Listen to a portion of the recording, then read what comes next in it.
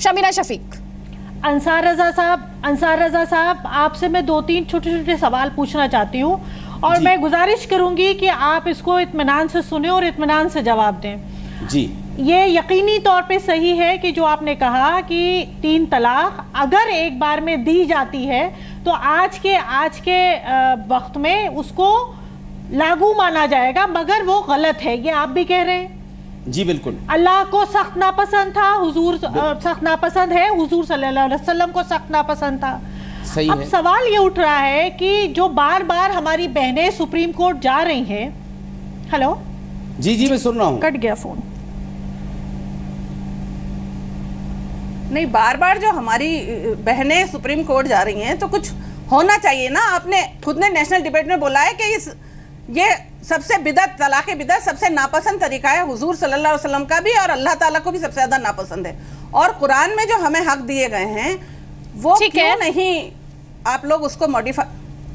मौलाना साजिद रशीदी, जो बातें यहाँ पर नसीम अख्तर कर रही हैं या जो बातें यहाँ पर उठाई जा रही हैं, आपका क्या स्टैंड है उस पर? देखिए, मैं आदित्य जी, एक तो नसीम जी को मैं करेक्ट कर दूं और शबीना जी को करेक्ट कर दूं कि एक शरीयत है, शरीयत मीन्स कुरान, एक हदीस है, एक फ़िक़ा है। इन तीनों चीज़ों को मिलाकर जो है इस्लाम बनाया गया है। ये इस्लाम है मुकम्मल, समझे? ऐसा नहीं कुरान में तो 3 तलाक कहीं नहीं है, मुकम्मल इस्लाम है, या सिर्फ हदीस कुरान में 3 तलाक कहीं नहीं है। यार सुन लीजिए पहले आप। नसीम जी, आपके साथ दिक्कत यह है कि आप बात सुनती नहीं हो। आपके साथ बहुत बड़ी दिक्कत है। आप पहले सुन लीजिए। कुरान, मैं कह रहा हूं कि हदीस भी है साथ में। कुरान का असल तर्जमा हदीस है। हदीस से मसाइल लिए गए, वो फिका है। नबी पाक सल्लल्लाहु अलैहि वसल्लम ने अगर 3 तलाक़ें नहीं होती तो नऊज़ बिल्लाह, क्या अल्लाह ताला इतना जालिम है इंसानों पर कि वो ये कहता कि नहीं फिर भी 3 तलाक दो? ऐसा नहीं है। अल्लाह ताला तो 70 माओं से ज्यादा मेहरबान है इंसानों पर। तो फिर आप कैसे उम्मीद कर सकती हैं कि जो इतना बड़ा मेहरबान है वो इतनी बड़ी चीज थोप सकता है? दूसरे मैं आपसे पूछना चाहता हूं, ये जो लोग सुप्रीम कोर्ट गई हैं, ये सबसे पहले तो ये क्लियर करें कि ये इस्लाम के खिलाफ गई हैं या अपने शोहरों के खिलाफ गई हैं? ये अपने शोहरों से पीड़ित होकर नहीं, इस्लाम के खिलाफ, ये इस्लाम के खिलाफ, इस्लाम के खिलाफ, अगर इस्लाम के खिलाफ कोई नहीं है।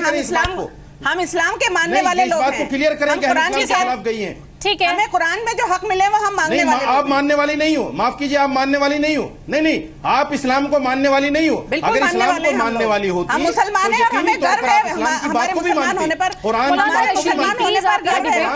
सर्टिफिकेट मत बांटिए, ठीक है? हमारे साथ आफरीन रहमान भी जुड़ने वाली है। शमीना शफीक, आपका ऑडियो कट गया था, आप अपनी बात जरा पूरी करें।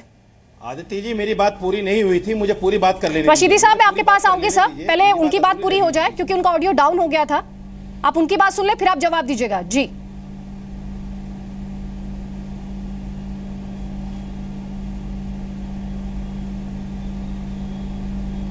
शमीना, आप मुझे सुन पा रही हैं?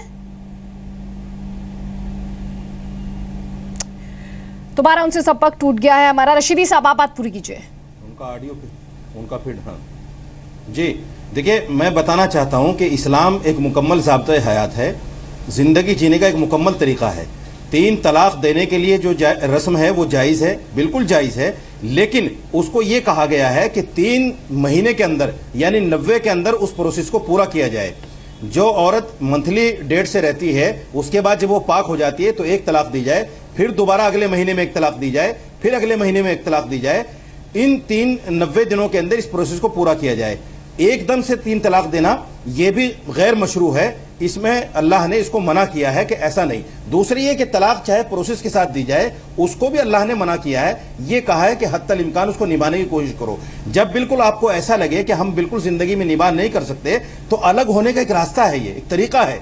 और मैं एक बात नहीं समझ पा रहा हूं कि मुसलमान धर्म को लेकर 3 तलाकों को लेकर क्यों आवाजें उठ रही हैं। हिंदू धर्म के अंदर तलाक है ही नहीं।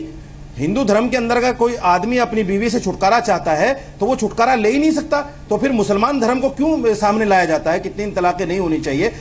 तीसरी बात, ये जो इस तरह की जो औरतें सुप्रीम कोर्ट वगैरह जाती हैं, मैंने इनके बारे में रिसर्च की है। ये जो उत्तराखंड की सायरा हैं, इनके साथ 4-4 वकील खड़े होते हैं और एक वकील, इतना बड़ा वकील है, एक हियरिंग का 1 लाख रुपए लेता है। क्या इनकी हैसियत है 4 लाख रुपए देने की हियरिंग की? जाहिर बात है कोई ना कोई शक्ति इनके पीछे काम कर रही है जो इस्लाम और मुसलमान को बदनाम करने का एक रास्ता, एक तरीका है। तो इन लोगों को चाहिए कि कम से कम इस्लाम के खिलाफ इस तरह की बातें ना करें। और नसीम जी हैं, शबीना जी हैं, ये इस तरह की बातें यकीनन इनके पीछे एक शक्ति काम कर रही है जो खालिस इस्लाम और मुसलमान को बदनाम करने की एक ताकत है। शमीना शफीक, ये कौन सी शक्ति है? कतई नहीं, ऐतराज है मुझे आपकी इस बात के ऊपर, ऐतराज है। नहीं, मैं भाई से कुछ पूछना चाहती हूँ। आपको ऐतराज होगा? शमीना जी को बोलने दीजिए, रशीदी साहब से लीजिए ना, बराए मेहरबानी प्लीज। रशीदी शमीना आपको जवाब दे रही है, जवाब सुनिए। रशीदी साहब, आप मुझे सिर्फ इतना बता दें कि आज 3 बहनें कोर्ट गई हैं, कल 300 बहनें कोर्ट जाएंगी अगर उनको इस्लाम के दायरे में आप लोग इंसाफ नहीं देंगे।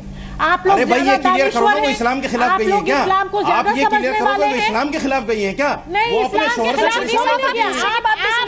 रखी सुनने का, जब से नहीं मादा रखी सुनने का, सबर रखी सुनने का। जब आप औरतों की बात पब्लिक प्लेटफॉर्म पे नहीं सुन पा रहे, तो आप अकेले में तो सुनते ही नहीं है। नहीं, आप पहले सुने, मुसलमान औरतों के हजारों मामले हैं सुप्रीम कोर्ट के अंदर। आप इन तीन को इतना महत्व क्यों दे रहे हैं? जहां मतलब की बात होती है वहां आप अगले को बोलने नहीं देते, ये गलत है। आप बोलने भी नहीं दे रहे। नहीं, आप पहले समझिए पूरी बात को। शबीना जी, आप गलत कर रही हैं। देखिए, आप इस्लाम को समझिए, कुरान को पढ़िए, हदीस को पढ़िए। आप लोग इस्लाम को गलत शक्ल में पेश करते हैं चैनल के अंदर। आप प्लीज सुने, गलत बात है ये।